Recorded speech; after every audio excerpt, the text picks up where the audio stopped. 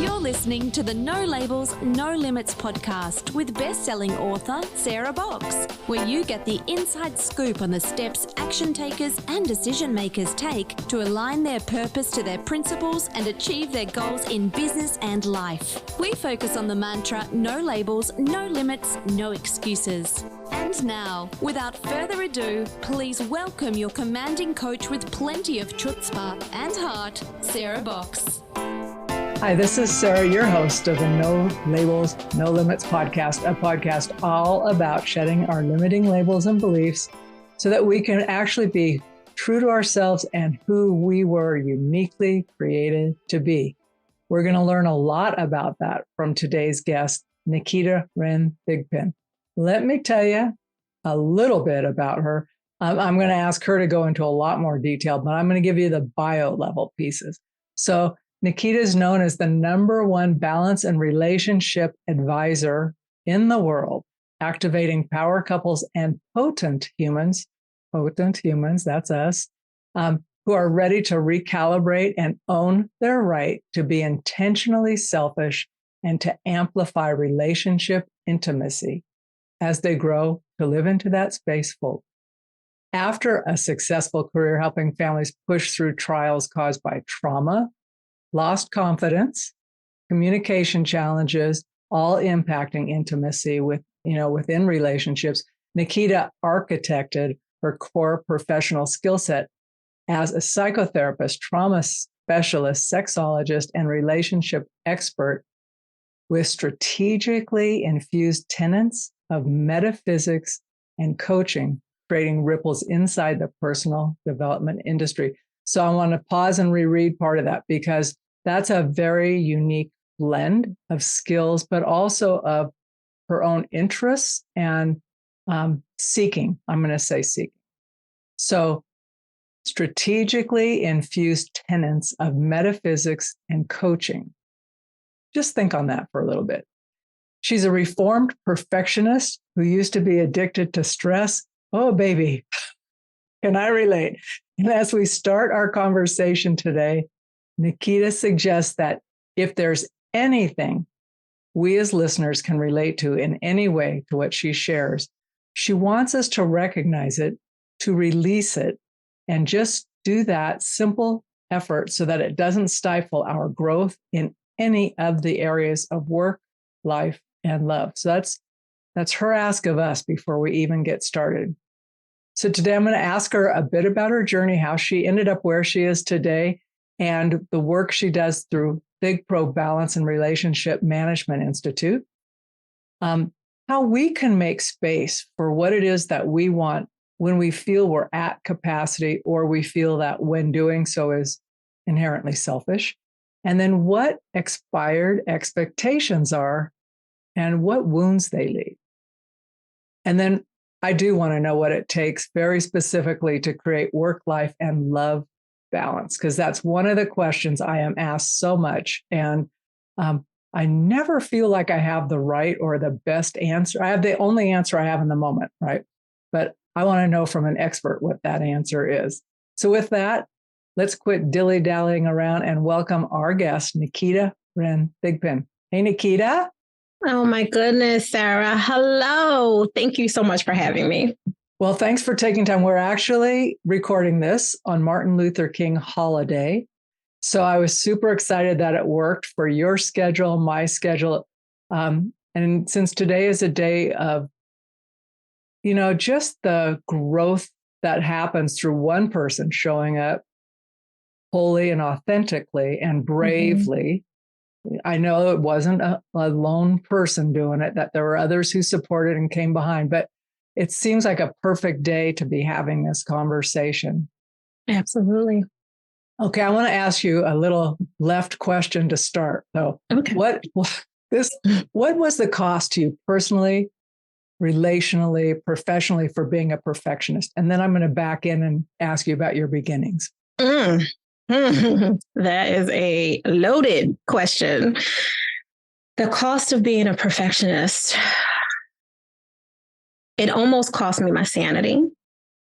I would have previously identified as a type A personality, if you're thinking of a kind of a traditional type A, type B person. I don't think that that was truly who I ever was, but it was who I felt like I needed to be.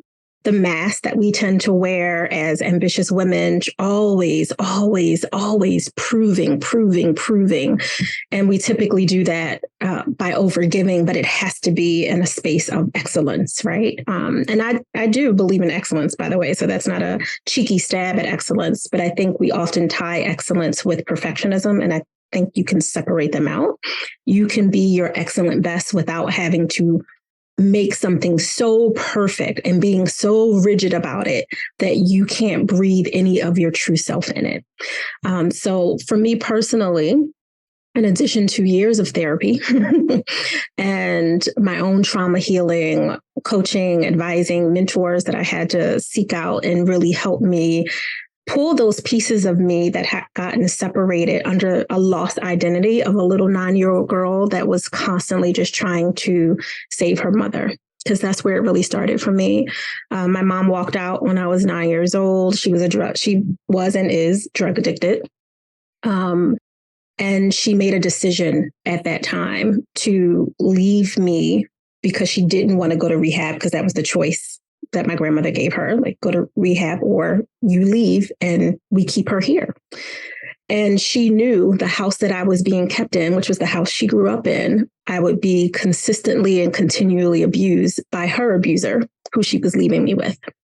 So there was a lot of layers to that, and me literally trying to fix the world through this proverbial version of fixing my mom. But I have to be excellent. I have to be perfect. I have to do it right, or else she won't come back to me. And even I moved in with her when I was 12 because I was very rebellious, as you can imagine, which is a true core personality part of myself, by the way. It was just coming out in, negative behaviors as 10, 11, 12 years old. And I moved in with her because it was convenient for her, because she was pregnant with my then youngest. I'm the oldest of 5 brothers. And I was her babysitter, basically. I didn't know that going in. I thought, oh, my mother wants me now. And it was, no, now you're going to be a caregiver. You're going to be parentified. So I was always constantly in that churn of needing to prove myself. And the best way that I knew how to do that was by giving more of me than I would ever get back, because I didn't expect anything back. I didn't think I was worthy of getting anything back. I didn't think I was enough for someone to want to choose me, right, to get anything back. And those schemas, those narratives, those scripts followed me throughout my early career. My first career as a clinician, as a trauma specialist. Oh my goodness, I was so fantastic at it. I was so good. And I loved my work because it's all about giving. I worked in hospital systems and crisis centers and advocacy centers and with stakeholders, the mayor, the city of Philadelphia, all of it. You are nonstop, 12, 16, 18-hour days. It was the perfect place for me to hide. It was not the best place for me to heal.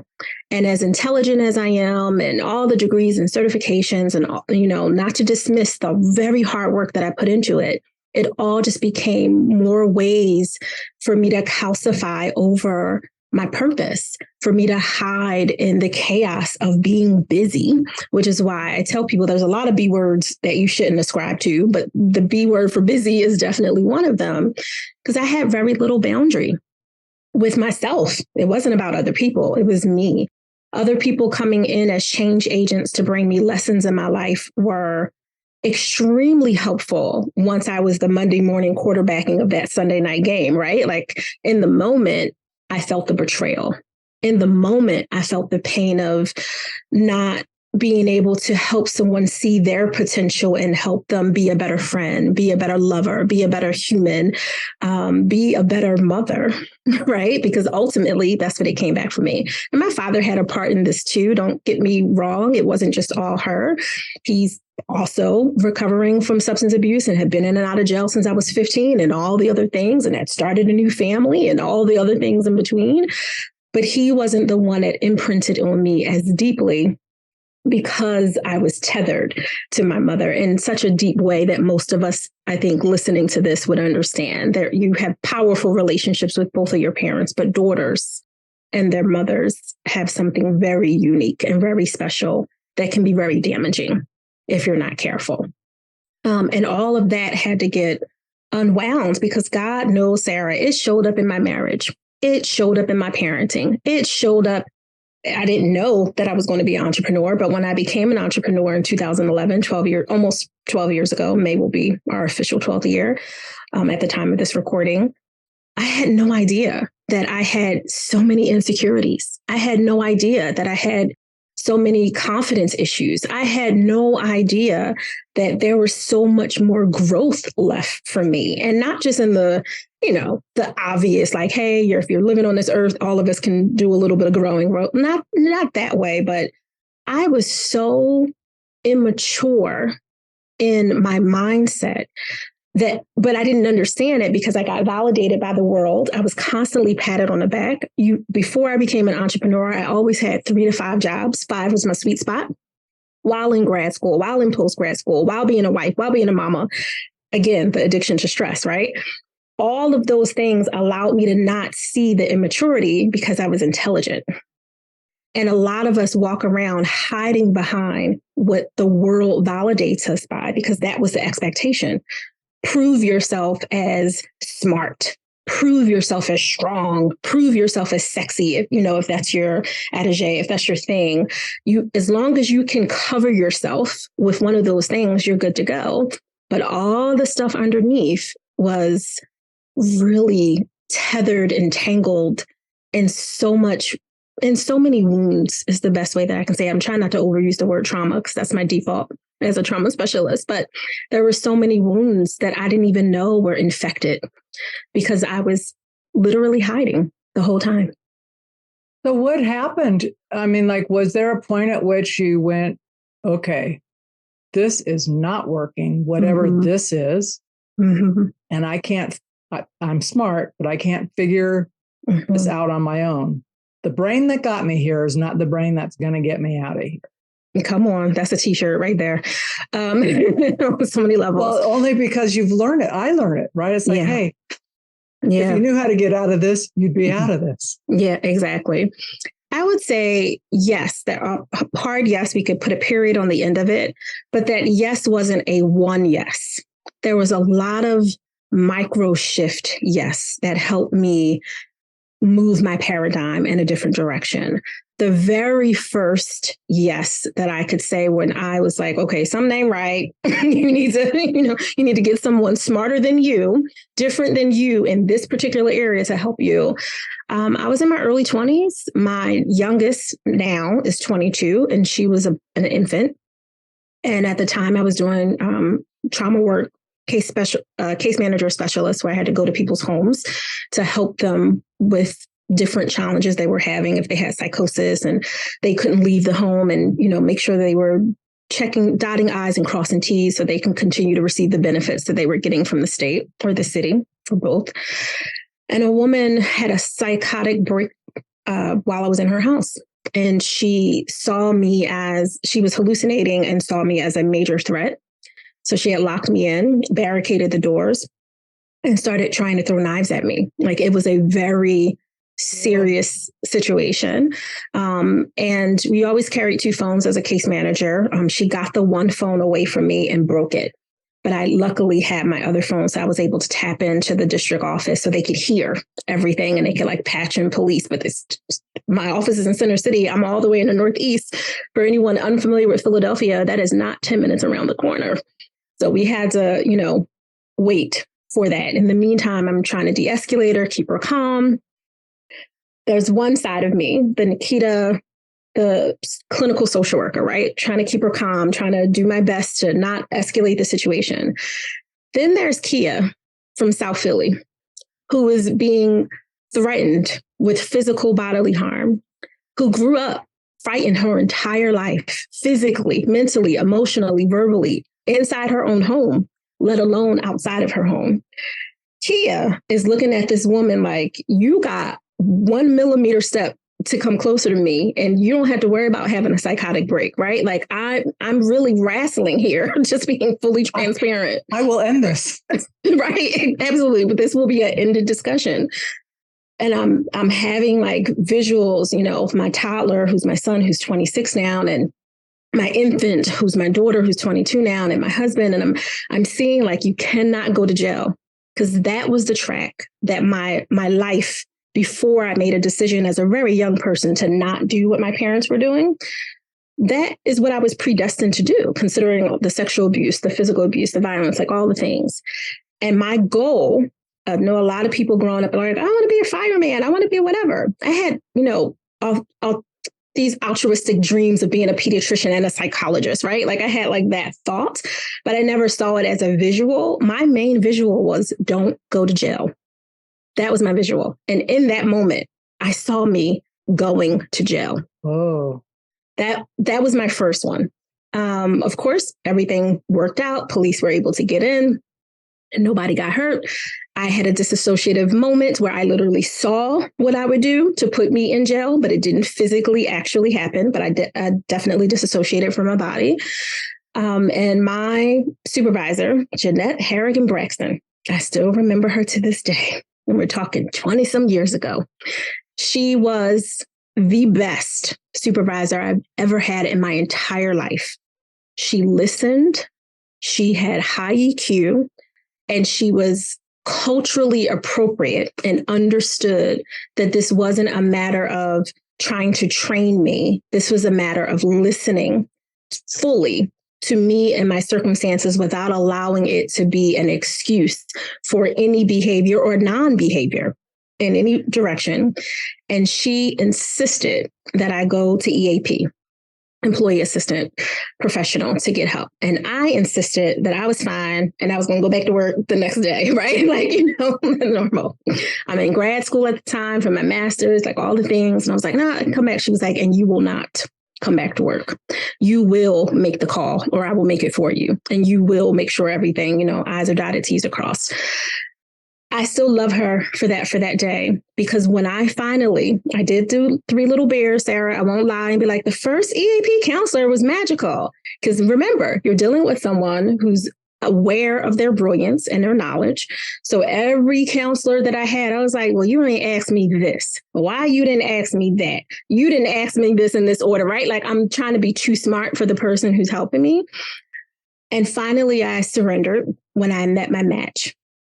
A German woman, she's since past transition, who was not charmed by me at all.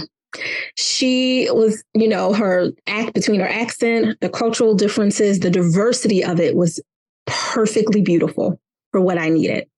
And I was with that woman for 3 years.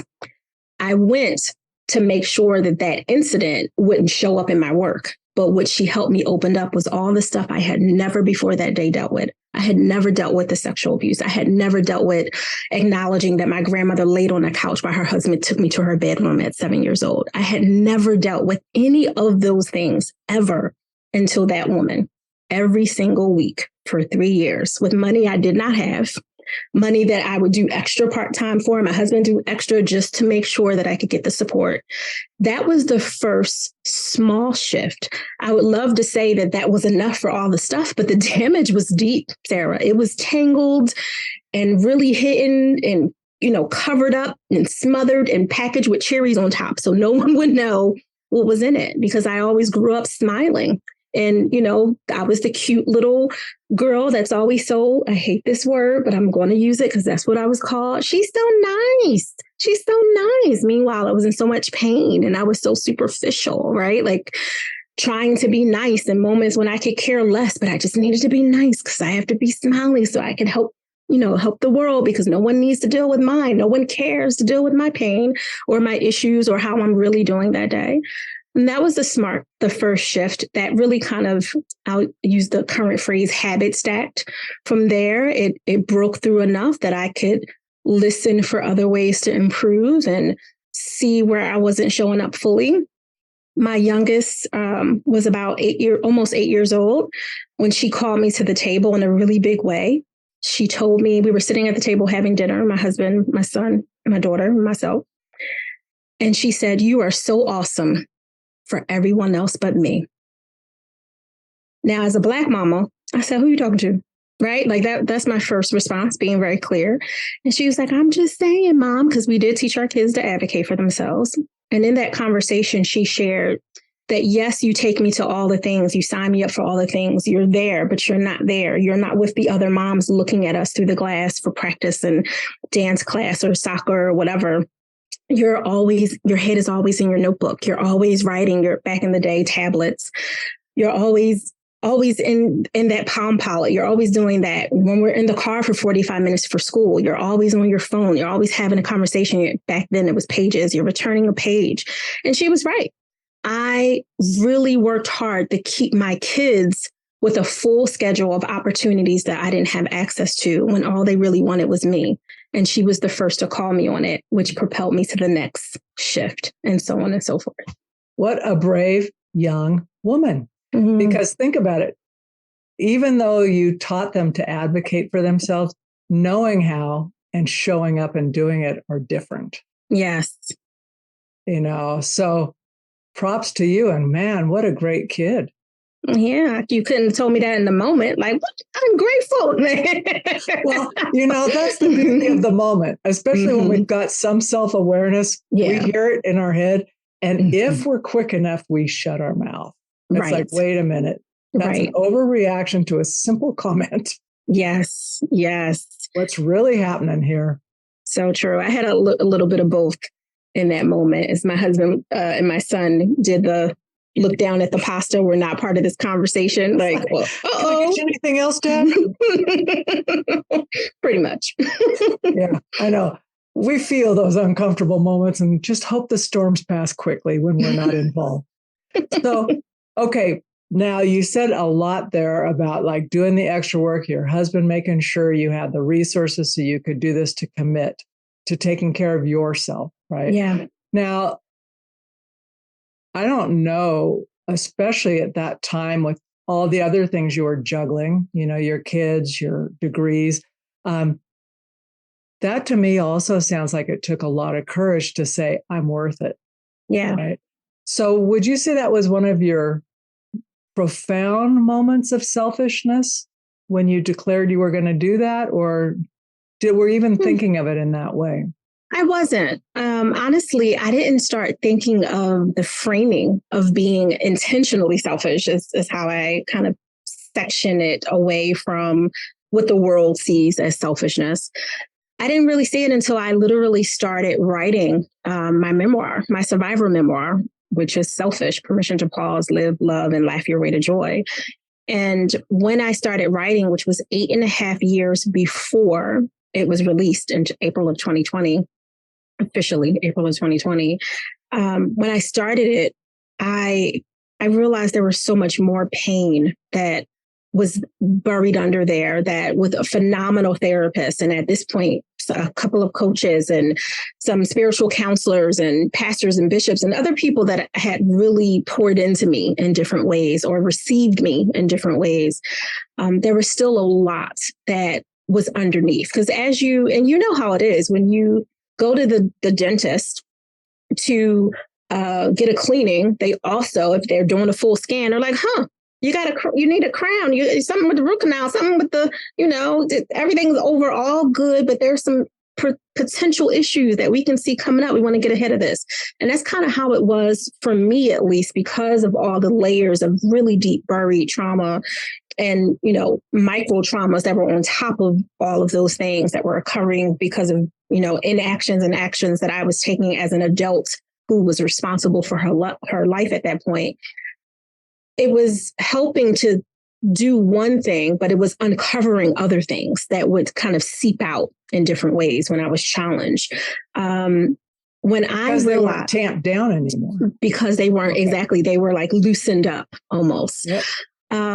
When I reflected and looked at when was the first time I was truly selfish, it was the time that being intentionally selfish actually saved my life.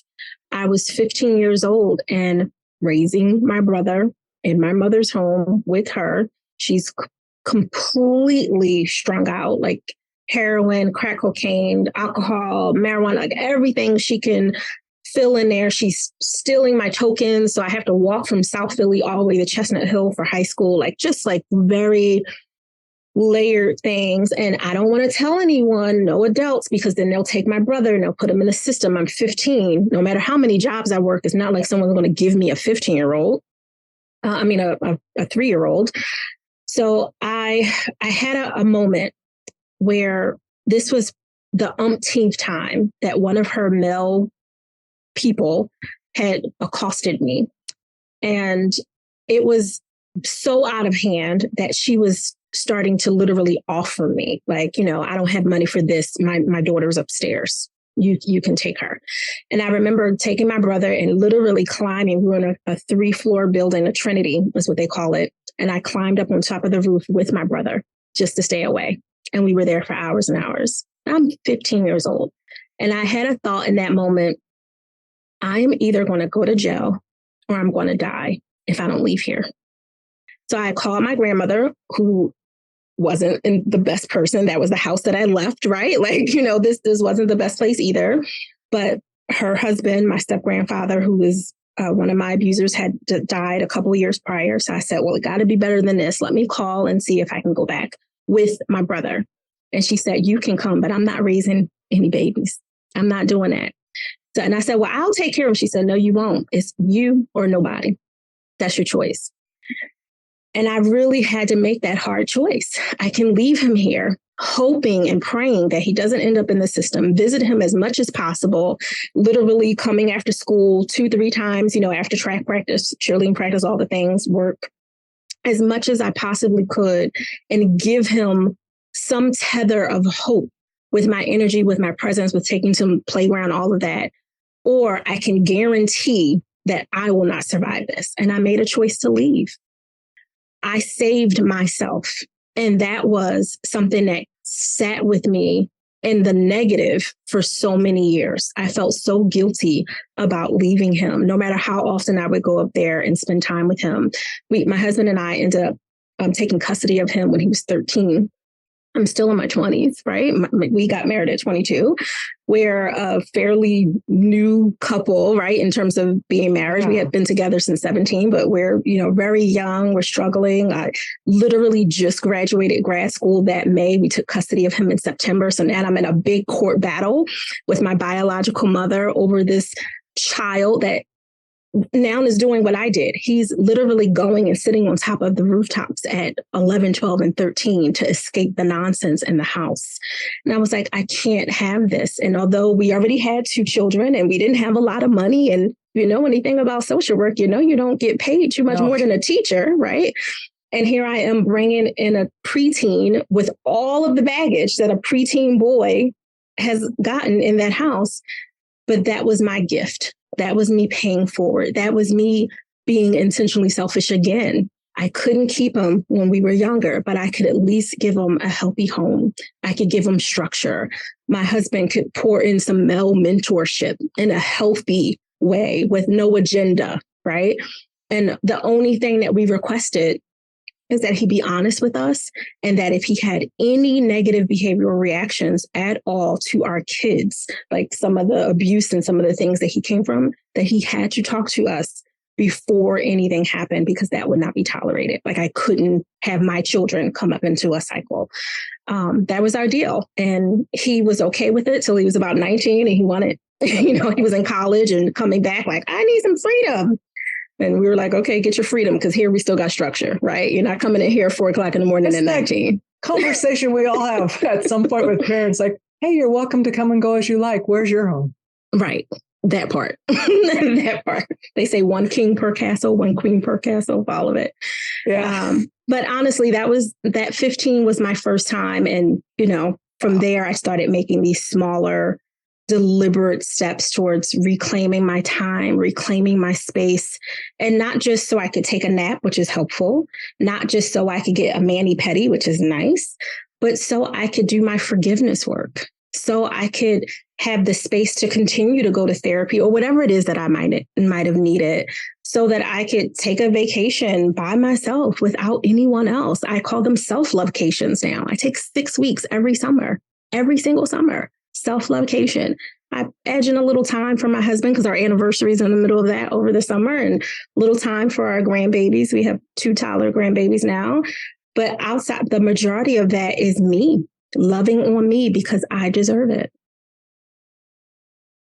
Okay, so my emotional roller coaster has gone from amazement to wanting to cry to feeling what it was like to be 15 in a mildly chaotic home. Nothing like what you're dealing with, right? And just thinking, oh, my heart's breaking because it's tough enough with your hormones being a girl, 15, and you're also overachieving on everything you're doing. You know, so I'm just thinking that is such a heavy load. Yeah, it was.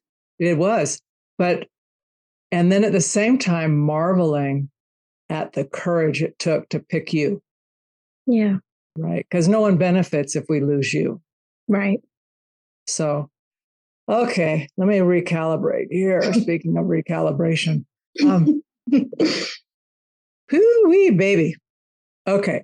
I had some questions you've already answered, but I do want to talk to you now. So with this back story, I want to ask you a personal question. Do you have the same husband you did at 20, 22? I do. I kept him. Look at me. Well, if he were here, I had some questions for him. He's not, so we'll pretend he is. No, because sometimes we project our stuff onto others and make it like, well, blah, blah, blah. This wouldn't be so hard if X, Y, and Z. I didn't hear any of that. I tried it. I tried it. I tried it, but I met my match, thankfully. But I definitely tried it. We went to marriage therapy and everything. Yeah, like he was like, listen, what we not going to do is that part. Yeah, thanks for sharing. But let me share something back. I'm here. Right. We're doing this. Right. Oh my gosh. Okay, well, respect to him for that. This is all about you. But I am curious, you know, you talked about how busy you were, and on paper and all of that, you were slammed, right? So I hear that a lot too. You know, people say, well, I don't have time to do A, B, and C. So how do we make space for what we want when we feel we're already at capacity? Yeah, that's a big one, Sarah. So I have to, and you started in the earlier part of your introduction asking about work, life, and love balance. So this is my answer to both. I have a formula for it. I'm a polymath, so I have a lot of information in my head, and I typically truncate by putting things in acronyms and equations. My formula for balance, for work, life, and love balance specifically, is very simple. It's the letter T over top of, like a fraction, the letter B. It's admitting your truth. That's what the T is, for what you really want. Your needs are understood. You know, Maslow's hierarchy of needs, you know, safety, shelter, food, right? Like, it's understood. We all, as humans, we need the basics. That's understood. So that's not the focus. The focus is, what do you really want? What do you want to do in this world that would make you feel like in your obituary? Yes, she or he or they did that. What is that thing? You know, high level, what is it? And the B is the boundaries that you create so you can achieve that truth as your reality. To me, that's what balance is. It's not 50-50, 70-30. It's none of that. You could be super in what I call the burn zone, where you're on fire, you're working on a project, you're doing 8, 10, 12, 16 plus hours a day, and you feel completely imbalanced because you are in your truth, working towards whatever that reality is that you're trying to create, and you have great, empowered, and expansive boundaries. Your boundaries shouldn't make you feel like you're in a Ziploc bubble. Your boundaries shouldn't make you feel like you are mean or you're not connecting to the very people that you're doing all of this for. They should be expansive, and you should be empowered to have them. The way that you do that is you get really honest with yourself and first look at what you need to let go. Are you holding shame? If you are holding shame, I believe, very Brene Brown style, and she's a great, fantastic researcher, the vulnerability that you need to release it is your cure. Shame is because of secrets. You're holding this part back from yourself. I was in a lot of shame because of all the masks, the thickness, the layered thickness, right? All that calcification under it. if people really knew this little tiny skinny afraid girl who was abused and who was called stupid every day for breakfast. There were no affirmations in my home. That was not a thing. My family, we woke up to my step-grandfather throwing my grandmother across the wall and cursing and all of the things. Like, that was my alarm clock, legit my alarm clock for school every single day. And weekends were the worst if you didn't have somewhere that you could go. Like, it was all of that. So there was a lot of shame for me that I had to unravel with help. Couldn't do it no matter how smart I am. Can't do it by myself. I needed smarter people, people who wouldn't be charmed, people who wouldn't judge, but would just hold sacred space for me.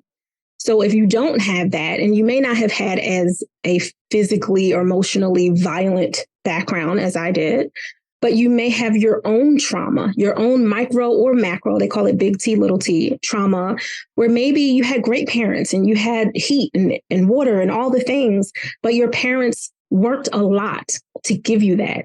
So you feel like, yeah, they were good, but they didn't listen really well. They were always working. I felt like I couldn't be heard. That is a form of trauma because your little kid brain was interpreting that busyness that your parents had to put food on the table, to keep everything, to keep you in all those activities, the tap, the jazz, the ballet, the football. Your brain as a kid took that as, they don't love me. I'm not enough. And as you grew up and you started to understand, oh, no, they love me. This is how they love. You still never let go of well, I'm not enough for them. I'm not enough for him. I'm not enough for her. I'm not enough for the world. You still carry that. And it causes you to have an expectation of limited belief in yourself. So if your parents said, you be a doctor or scientist or a lawyer, that's the greatest way to make money, and you really wanted to design maracas, right? Like, and you were like, this is what I want, or, lamps or shoes or whatever. I want to be a coach. I want to be a strategist. I want to be an Enneagram specialist. Like, if you knew what that was back in the day when we were younger. But if that's what you wanted, you felt like that wasn't a worthy career because you had to prove that this is what you would do. This was the expectation of you. This is how you show up as your best self. So we stop living in our truth. We start doing this whole trajectory. Sometimes it looks like our career. Sometimes it looks like the person we choose to be our lover or the lovers that we've had along the way. The friends that we allow in that aren't good friends. They don't reciprocate anything. They don't hear us. All they do is take. But there was an expectation that this is what it was supposed to be. And it literally clouded our truth. So if you can make space for you to listen to what you really want, which is no one needs to tell you, someone can help you uncover it, but it's already in you. If you can say, you know what? I really want to design maracas. At 16 years old, I'm going to make maracas my thing. And you start chipping away at it. Take a half an hour, go visit the local shop that has I think they're officially called castanets. Go and see what the castanets are. Look at the different ones across the internet globe and see what's out there. How hard is it for you to get into it? What can you do? And then you create boundaries so you have time for that, which might only be 10 minutes to start. Then it's 20 minutes, then it's 30. But you have to create that time, as one of my colleagues called it, to be a pathfinder instead of just managing your time. Managing your time is what most of us as ambitious people can do. Like, you know how to put a lot of stuff into that little jam-packed space, right? But we don't create the time to follow the path of ourselves. But if you really want it, if you say that I want to create balance, I'm tired of this burnout, I'm tired of overwhelm, I'm tired of not having whatever it is that I want to live fully. And it has nothing, I'm not talking about money. Money's easy. Money's understood. Money comes with all the other things. And, that's a whole different part of the conversation. But just to live fully, to live what I say in that space of A and D, to have and instead of saying, well, I have to do this or choose that. I'm not this or I'm that. Like, instead of boxing yourself in there, we break boxes by admitting the truth of what we really want, not what sounds good to our best friend, not what our high school reunion will think is classy or great, not to prove our ex-lover was wrong when they said whatever they said about us that still stuck with us and hurt our heart. But what do we want without limitation. And then you kind of back into that with boundaries around you. That there's 5 specific areas, but just to like bring it in, it's really creating those boundaries in a way that allows you to have time for your spirituality, whatever that is for you, to be pulled forth, to have some energy to manage those expectations and break free of the ones that no longer serve you. And honestly, to have room for perspective. Like being with you right now, Sarah, gives me a different perspective. I never knew that there was a specific specialist for the work that you did. I thought it was a part of other things. And you're making an amazing living saying, no, I can do a lot of things. Don't get me wrong. I got some brilliance in here. I can stretch out, but I'm really good at this. And I really like this. And I want to call people in. I professionally stalked you on your website. I saw you, girl. I see what you're doing. And you were calling people in. Checked like you out too. That's right. That's what we do, right? Professional stalkers. But I really appreciate it. And I learned so much that having a wider perspective, being outside of your bubble, allows you to really have space for your truth too, because you can see the complement as well as the differences without feeling like you need to compete or be tied to, well, if I'm not doing it this way, then I'm not doing it well, right? That's a tough one initially, because our mind gets so quick and fast about talking over what our heart says. Yeah. I mean, it's like, then when you say, you can hear the mind going, blah, blah, blah, blah, blah, and to be able to step and separate those two and go, okay, I just want to hear my heart right now. Yes. I'll get back to you in a minute, because I know my mind's not going anywhere. It's always ready to tell me its opinion. Mm-hmm. It is. And so, and it's not,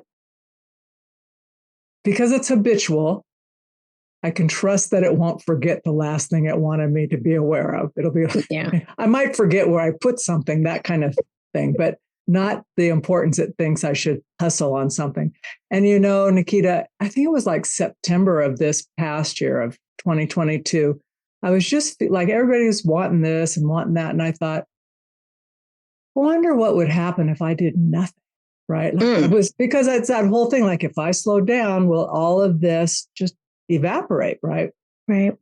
And I thought, well, my husband's told me for years, it's not a true statement, but I like the theory of it. He says, you don't have to do what you're doing. We'll be fine, right?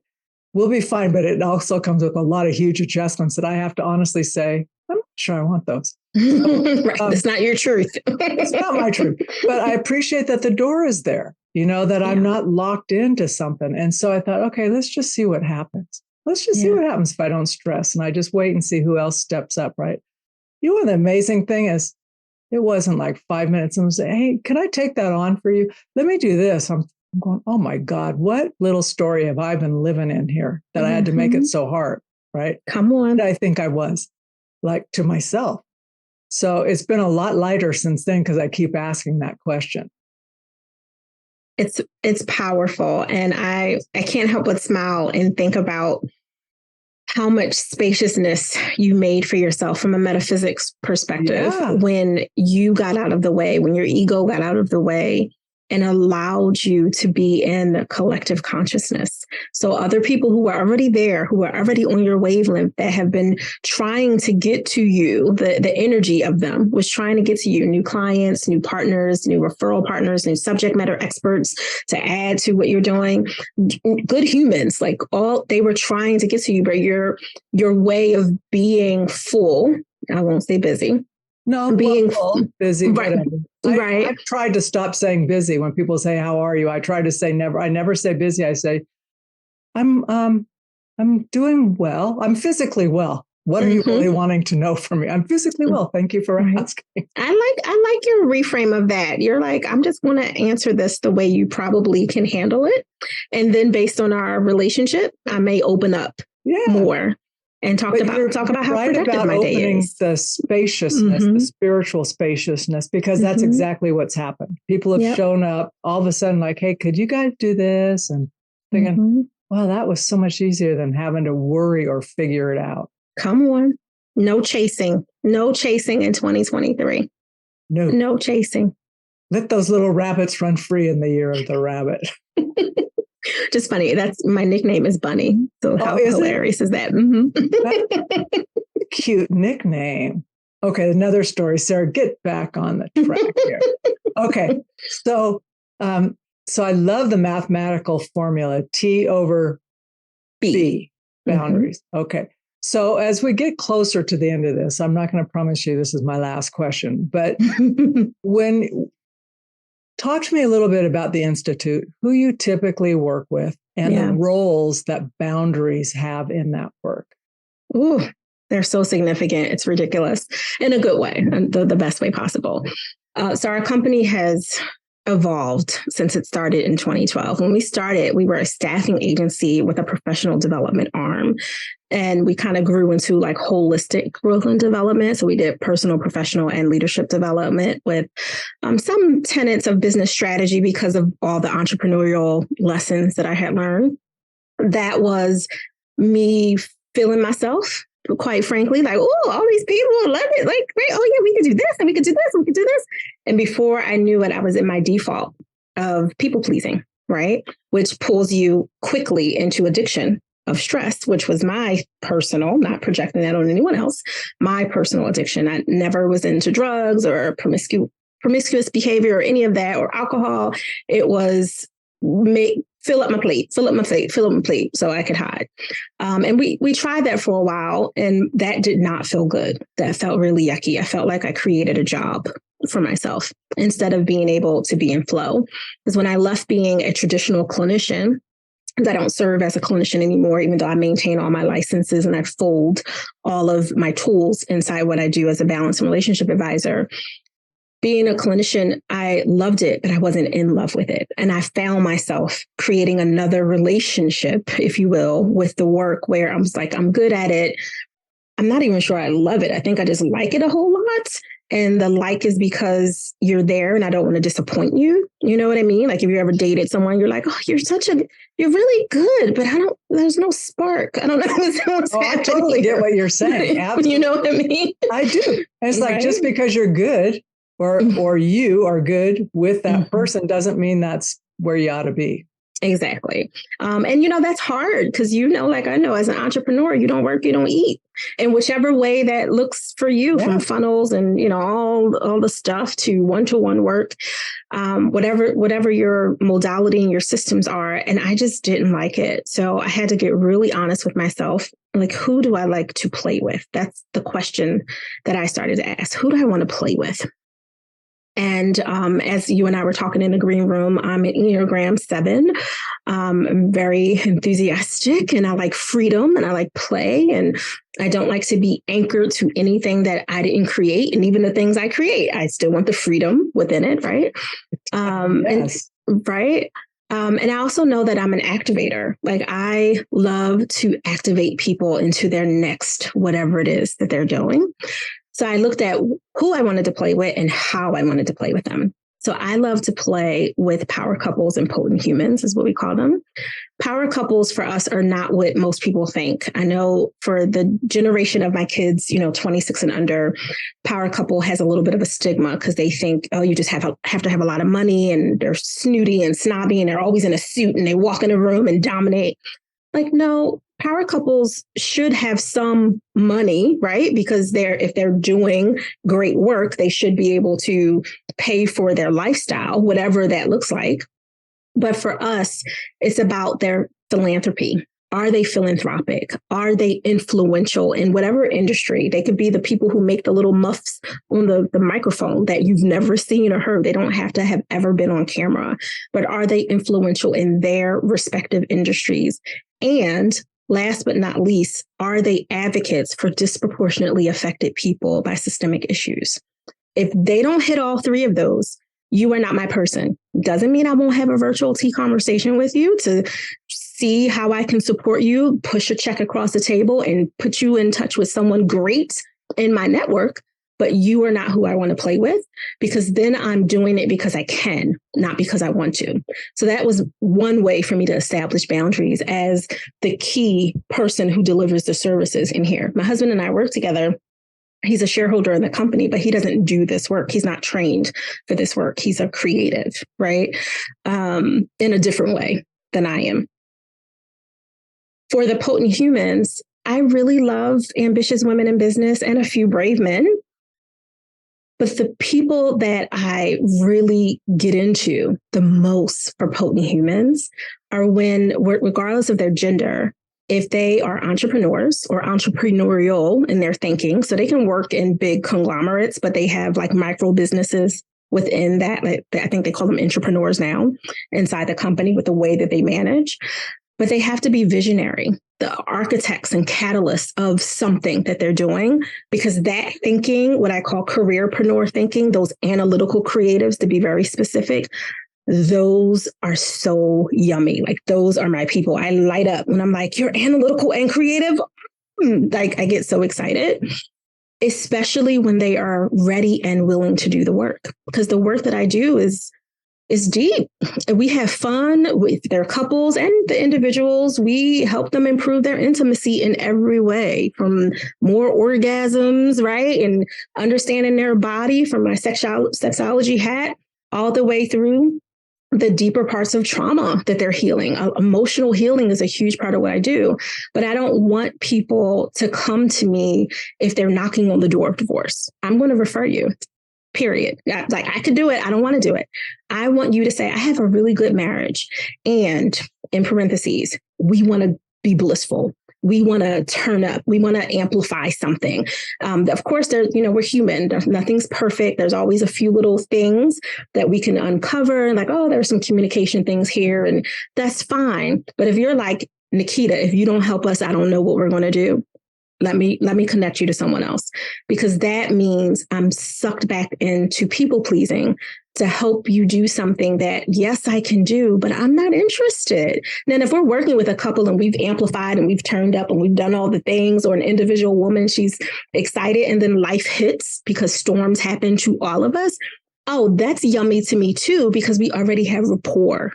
We've already established I love my clients. I call them client partners. Like, I love my people. I'm totally good with that. But if I met you in that toxicity, that's not necessarily my favorite place to start our relationship. Because, the way you start something is the way you end it across the board, right? Okay, that's a powerful statement right there. The way you start is the way you end it. Mm-hmm. And that's something that could be easily overlooked, but it's too true. It's one of those truisms. Yeah. So if you go in with a certain mindset, you'll probably end with that mindset without change and work. And I just love how clear you are. In my head, those are my filters. Like, you pass this one gate, then this gate, right? And if it doesn't make the first threshold, there's nothing wrong with you or me. We're just not the match. That's right. But I do know other people who'd be a better match. 1,000%. The way I'm very visual, and the way you described it, you made me think of, I have this whiteboard. I'll send it to you. It's really about the healthy estate in your relationships. And there's 5 boundaries, like the 5 permission zones of boundary we talked about, because it's T8B5 to be very specific about the balance formula. But I just say T over B to keep it simple. And in this, kind of octagon shape, I have a boundary literally listed at every entry point into your estate. They're like guards around you. And I think you can apply it to everything that you do, including the work that you're charged with doing on this earth while you have time here. And if I don't have boundaries here, anyone and everyone can come in and get past my guards. My guards are there to allow me to be expansive and to be successful and to be great, quite frankly. But they're also there to make sure that I don't default into other ways of being, because that's my true comfort zone. My true core is the greater version that I am now. But my comfort zone is in the trauma. Like that, I was in that. It's so familiar. It's like second skin. We know how to navigate that kind of stuff. Absolutely. Right? And as women who compartmentalize, I mean, come on, if there was a platinum Olympic champion medal that we could get for that, most women in at least America would have that because we just stuff it down, stuff it down, stuff it down. I don't have time to be angry. Tears and all while I'm changing the baby diaper, tears and all while I'm having sex, tears and all while I'm doing the 5,000 things I have to do because I don't have time to actually process any of this. Yeah. And when you do, it's usually because you're stretched out on the bathroom floor and you can't get up. Yeah, that's a little too far over the edge for an easy comeback. Absolutely. A little bit too far. Oh, mercy, girl. I feel so full and so grateful. Honestly, I do. So I'm just like, okay, I got to remember, not pretend, but I have to remember this will be a podcast and should put a warning on the beginning. Hey, grab something to drink now because we're getting into this stuff. Yeah, we both bought something hot. Mine's is probably cold now, but I remember we both bought something. Mine's almost gone in my hot water. It's so good. It's so funny because the more I'm connected to me, the more I really like water. It's so interesting little shift, water and hot water. Even in the summer, I prefer warm. But same. It's just, oh no, don't make me cold. Okay, so Naketa, what would you recommend? Well, if your daughter, let's go to your kid. Let's go to your real people, not imaginary people. So she's 22. Okay. So she comes to you and she has this little conundrum. Does she know and live your kind of balance strategy? No, yes. Live?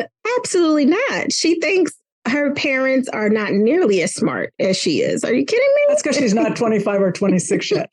Right. When the light dawns, when you're going, oh, maybe they did know what they were talking about. Yeah, that part. We're still waiting for that aha to hit.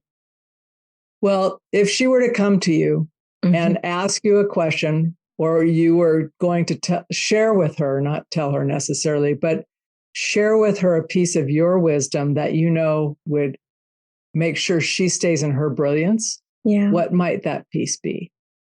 That's powerful because she does work for our company. So I share a lot, probably against her will because of the work she does. But what would I tell Messiah for her to stay in her brilliance? Honestly, I think the best gift that I could give her is I would help her know that boundaries are here to help you expand, not to keep you small. I think that's what I would say. Yep. It's so counterintuitive and so powerful. So powerful. Okay. We're turning a corner here. Two things so far. Where do you like people to reach out to you? What's the best way? Yeah, the best way is honestly, I love for us to have virtual tea so they can connect with me on our website, which is thigpro.com, thigpro.com. I would say second to that, because, some people, this was a lot of information and a lot of sharing, but sometimes people want to go down the rabbit hole. Go check out the Balance Bully podcast. It's everywhere. We'll make sure that, I don't have that link, so I'll make sure that's in my notes so that it gets in the show notes. That makes it super simple for folks. Yeah. And I know you've offered to give folks a download from your site. Would you share a little bit about what that is? Yeah, well, here you get to choose because there's two things that I couldn't pick. Would you like something for your couples or would you like something for the individual potent humans who are listening? Oh, that's a tough one. I'll go for the individuals and then they can team up and come to you for the rest. Okay.